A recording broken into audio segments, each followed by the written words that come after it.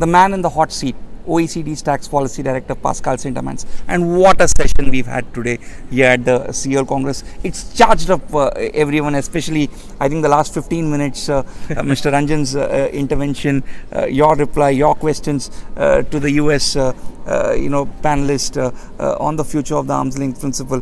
Fascinating debate. But before we get into it, I want to take all our viewers 5 years back at the Copenhagen Congress, where we did the first face-to-face interview with Pascal, Mukesh and I still remember some of the questions and answers. In fact, I have them here.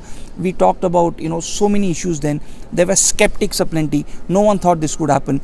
If the 15 action plans were there, people said, how would you implement it? A multilateral instrument, everyone said would be a pipe dream. Yet it is a reality. BEPS is here. It's here to stay. And what you just said, it's working.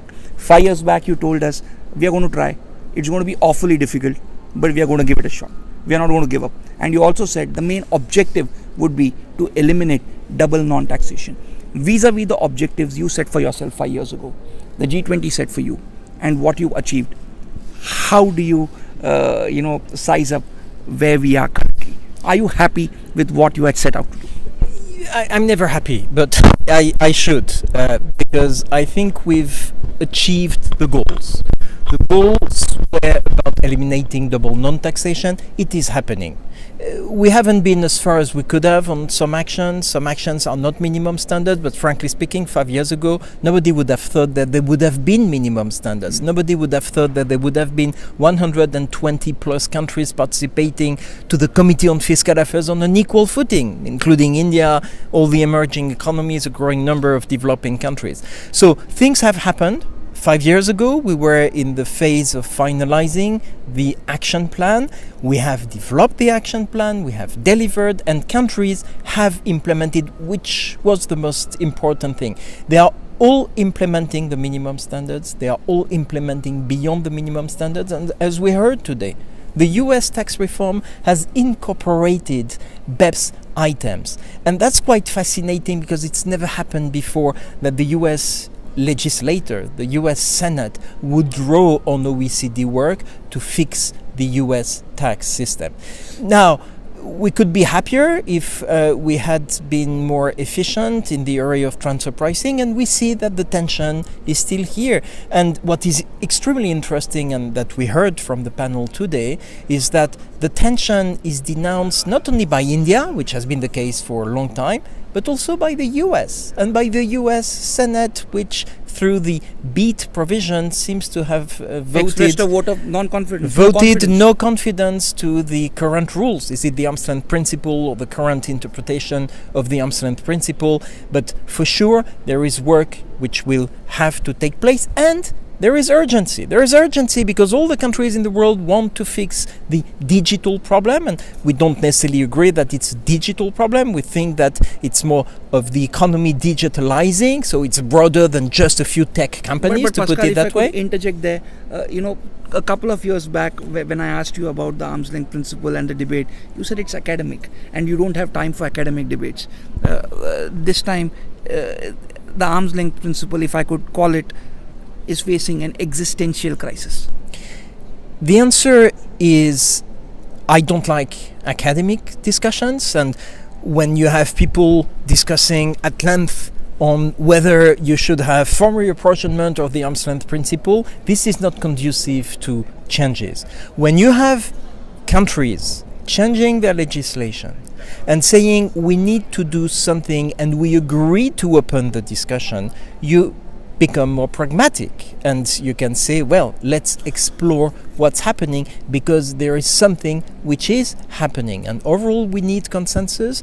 I think the only good news in the current environment is that all countries are aware that we must change the rules, in particular to face the modernization of the economy. But which way will the goalposts move? Mr. Ranjan batted for adopting the significant economic presence, concept that India has legislated. He said that should be, the broader framework for Nexus. He batted for profit allocation based on cost of labor, cost of the market access, and which he did last year as well at Rio. So which way are we going to move? He said that the debate has to move forward, must move forward, and will move forward. Oh, the debate is moving The question forward. is which direction? The debate is moving forward, and I think the focus will be on the task force on digital economy. The debate will move forward through that angle.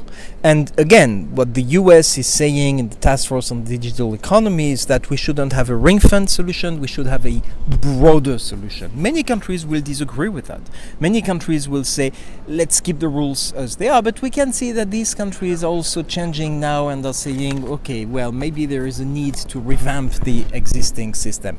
What's the sense of direction? I think we can sense that the marketing intangible is something which will be discussed. And as I indicated during the panel, the primary question is about the allocation of taxing right, and then only then is the nexus question. Let's not do it the other way around, because if we start by saying, well, let's find P's, but you have no agreement on how to allocate profit to the P's, it's not conducive to a good solution. But allocation of taxing rights has been a question for the past 100 years, Pascal. That's not a new question, and an answer has not only proven elusive always, but it's always a shifting goalpost. You're never going to find a permanent answer to that. Are we? I don't disagree. I don't disagree, but I don't agree with you either. During the BEPS project, we said let's fix the problem of double non-taxation without touching the allocation of taxing rights, because it's too complicated to do them both at the same time. I think we've done the job, and in that sense, we're happy. Now, as you say, the debate on the allocation of taxing right is very old.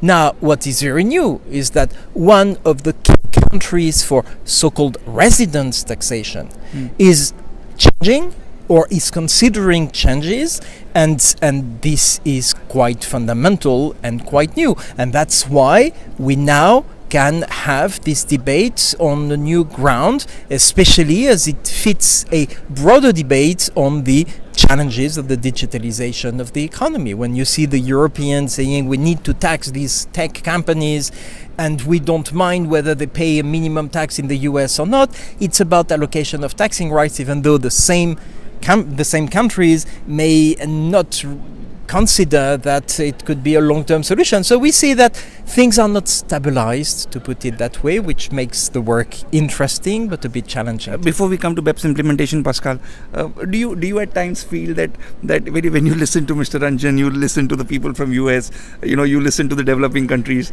you are a man caught in the crosshairs at times? Well, that's fun and that's good, and we've more or less solicited this. I mean, we at the OECD Secretariat think that what matters is that we build an international tax system with all countries. And you cannot pretend you build a system for all countries if you deny what a number of these countries are saying. So we're glad that the debate can now open on that front. Let's come to the multilateral instrument. That's important because that is what is tracking the BEPS implementation or driving the BEPS implementation. You have over 100 countries now, in many ways signing up to the MLI, implementing BEPS. 5 years back when I asked you a question on MLI, and at that time even Philip Baker expressed quite a lot of skepticism. This is what you said: changes in the model convention, changes in the commentary, it's awfully difficult, but if you don't try, you'll never get it. MLI, I think, has been an unparalleled success. Would you call it that? And where are we with regarding to BEPS implementation? When you are seeing the MLI being legislated, implemented, various parliaments every week, we see the updates, they are adopting MLI. You're tracking the BEPS implementation very, very, very closely. How are things stacking up? Well, the MLI is a good illustration. We have 83 countries to date which have signed. We have 11 ratifications already deposited. The instruments have been deposited. It has entered into force. It will have effect in many countries. There are more than 1,300 bilateral tax treaties impacted by the MLI. So it is happening. And that's the same for the other minimum standards. That's the same for country-by-country reporting. The information has been exchanged in June, was exchanged in June. Is it smoother than what you expected, the way the MLI is being the way BEPS is being implemented? How would you assess BEPS implementation by different BEPS countries? implementation is broadly compliant. You have some differences here and there, but basically it's been standardized, which was the goal. And all the countries have a lot of appetite for that, and they like working together. We had this inclusive framework meeting in Peru, in Lima, in June, and we had, tens of countries from the developing world, from the emerging economies, from OECD countries, all working together, so they have a common goal. And I think it's important to keep them together, especially where you will have more divisive issues like the allocation of taxing right upcoming. But at least you have some foundations in terms of commonalities which are very important to keep countries together. And how about certain continents like Africa or the lesser developed countries? Where are they on the BEPS radar? They're implementing and they're joining the BEPS inclusive framework. We need to be very mindful of the resource needed, the resource requirement for these countries. That's why with the IMF, with the World Bank, with the OECD, we are doing a lot of technical assistance to help them protect their tax base. But they're joining. I was recently in Burkina Faso in Africa interacting with the finance minister. It's interesting to see that this small isolated country in the middle of Africa believes strongly in BEPS and had some very basic cases of implementation with some multinational in the mining industry facing some tax avoidance issues. Our last two themes. One is on multilateralism. You repeatedly mentioned in the beginning, at the end, a paradox. While tax administrations, the OECD, everyone is working together to implement BEPS with the G20 mandate, with the blessings of the developed and the developing world. Yet, you said there is a crisis of multilateralism. Why? Could you explain that? Do you need an explanation? No, I mean, come on. You can see that a number of countries are turning to nationalist approaches, that a number of countries, starting with the United States of America, are looking first domestic rather than multilateral. So yes, there is a crisis both of the G7, which didn't adopt a communique. You can see that the G20 is struggling. So the environment is not conducive to let's all work together. But the crisis has not spilled over to tax as yet. So far, no. And what is paradoxical and interesting at the same time is that the US tax reform actually is conducive to a conversation with the US and by the US with its partners on what do we do with the international tax system. Yeah, on ICAP, you spent quite a bit of time on ICAP. Could you explain to our viewers who've not heard much on ICAP, what is the full form of ICAP and what do you really intend for it to do? We need to work on tax certainty. I mean, the counterpart of BEPS and the fact that tax administrations have more tool to fight tax evasion and tax avoidance is to make sure that they don't abuse of these tools and that they provide tax certainty to the taxpayers. And that's a big challenge in India, for instance, but in many other countries, in Korea too, and many other countries. So we're trying to develop instruments to increase tax certainty. Not easy, because tax certainty is primarily about the way tax administrations behave with the taxpayers. And that's complicated and different from one country to another. However, given the fact that we now have new global instruments like country-by-country reporting, given that we have new tax cooperation between tax administrations through the Firm on Tax Administration, for instance, can we organize very pragmatic, down-to-earth cooperation between tax administration? ICAP is about that. ICAP means International Compliance Assurance Program. It means that a volunteering company can ask for the tax administrations which are involved, and we today have 8 tax administrations involved: the US, Canada, the UK, the Netherlands, Japan, Italy, and a couple of others. They can ask for, let's work together. We provide you with a CBCR, we provide you with a local filing, provide you with all the information, you do the risk assessment, and please let us know what are the risk areas and what are the areas which are not at risk where you commit not to auditors, because we spend the time necessary to make you comfortable with that. So this is a pilot test for the time being, but we see this as an additional tool to increase tax certainty for taxpayer. We have multilateral APAs, we have APAs, bilateral APAs, we have solving and improving dispute resolutions, in particular via the MAP mechanism, which is a minimum standard. And finally, we do have arbitration as something which should grow in the future. Last question, Pascal. There was one criticism that did come up during the panel on alternate dispute resolution, which talked about ADR, CDR, SDR, everything. And the panel opened by saying that BEPS project has not delivered on the dispute resolution front. It's not delivered, and they felt that the APA process is slowing down. They mentioned the statistics of a few countries, India, UK included, where the APA closure times have doubled. The MAP they feel is also, despite all the efforts to speed it up, the inventory may be increasing, even as you indicated, in some countries. So dispute resolution is still one of those, it's always a work in progress, but probably you've not delivered to the expectations of the delegates here. It's fair that taxpayers complain about tax administrations failing to eliminate double taxation. That's a fair criticism. Now, if you look in dynamic, for sure there are more tax audits. Therefore, there are more disputes.